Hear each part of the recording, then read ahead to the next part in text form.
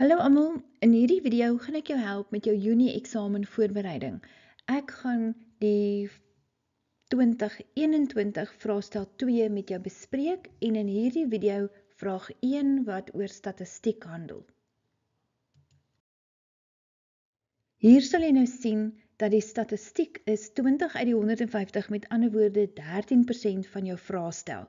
Onthou, soos al die ander onderwerpe, is statistiek ook 'n graad 11 en 12 onderwerp gekombineer.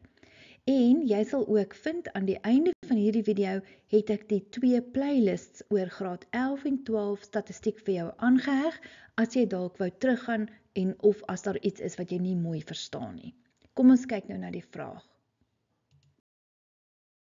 Hier sien jy nou die eerste gedeelte van die vraag, soos ek in die ander ook gesê het, ek stel voor jy pause die video en beantwoord gou self die vraag en dan kyk jy hoe het ek by die antwoord uitgekom. Hier vind jy nou die tweede gedeelte van die vraag. 'n bakkery teken die aantal brode aan wat 'n snoepwinkel daagliks oor die laaste 18 dae bestel het. Die inligting word in die tabel hieronder aangetoon. Nommer 1. Bereken die gemiddelde aantal brode wat per dag bestel is. Nou jy kan hierdie ene of met jou sakrekenaar uitwerk, of wat jy doen is jy tel al die waardes bymekaar gedeel deur die totaal wat 18 dae was, en daarom is die gemiddelde 22 en dit is 2 punte werd.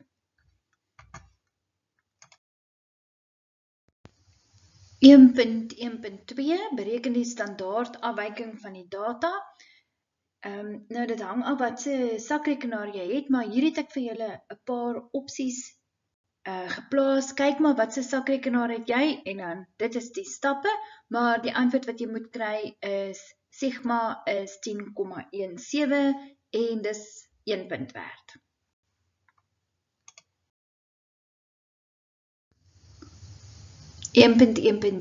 Bereken die aantal dae waarop die aantal brode wat bestel is, een standaard afwyking bokant die gemiddelde was. Nou mense het 'n formule wat jy gaan gebruik, dis hierdie formule wat nie op die formuleblad is nie, so jy moet hom ken. Dis binne een standaard afwyking van die gemiddeld, en dan vervang jy die waardes in. Ons stel belang in daardie ene, die boonste grens. En dan is dit die gemiddelde plus die standaard afwyking, en jy kry 32,1. Nou daai 32,1 sal mos nou tussen 21 en 35 wees. En nou moet jy tel, want daai ene is jou boonste grens. Nou tel jy hoeveel dae lê dan nou bokant die boonste grens van 32,1. En dis 1, 2, 3, 4, 5 waardes wat bo dit lê, en daarom is die antwoord 5 dae wat vir jou 2 punte werd is. 1.2. Die eienaar van die snoepwinkel kon nie al die brode verkoop wat daagliks afgelewer is nie. Hy het bereken dat die gemiddelde aantal brode wat oor die 18 dae verkoop is, 20 is. Bereken die aantal brode wat nie oor die 18 dae verkoop is nie. Ons gemiddeld was 22. Nou kan ons sê 22 maal die 18 dae is 396 was bestel. En nou wat ons sy gemiddeld van 20 maal die 18 dae, dan is daar 360 wat hy verkoop het. So ons gaan die totaal nie verkoop is die 396 minus die 360, met ander woorde dis 36. Dis hoeveel brode nie verkoop is nie, vir 2 punte. 1.3. Een van die 2 mond- en snoerdiagramme hieronder geteken verteenwoordig die data gegee in die tabel hierbo, eintlik is die tabel hiernaas. Watter een van die 2 mond- en snoerdiagramme hierbo geteken is die korrekte verteenwoordiging van die data? Skryf verrede vir jou antwoord neer. So wat ek gedoen het, is ek het die posisie van die mediaan gaan uitwerk met daai formule n plus 1 op 2, en toe kry ek die antwoord 9,5. Nou, Onthou nou net, 9,5 is nie die antwoord nie.